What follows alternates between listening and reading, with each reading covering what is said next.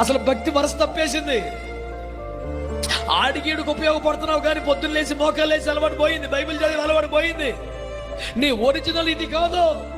నువ్వు పాల్గొమ నుండి దేవుని కృపలో పెరిగిన వాడివే, వాక్యములో ప్రార్థనలో పెరిగిన వాడివే, పరిచయంలో పెరిగిన వాడివే. ఎక్కడో నీకు దెబ్బ తగిలి నువ్వు అట్టయిపోయావు.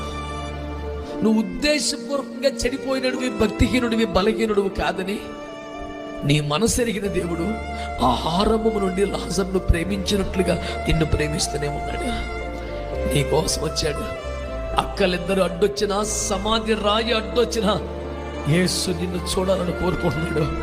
నిన్ను బయటికి రప్పించాలని ఆశపడుతున్నాడు. ఏది ఆపలేదు యేసు ప్రేమని. యేసు ప్రేమని ఏది ఆపలేదు.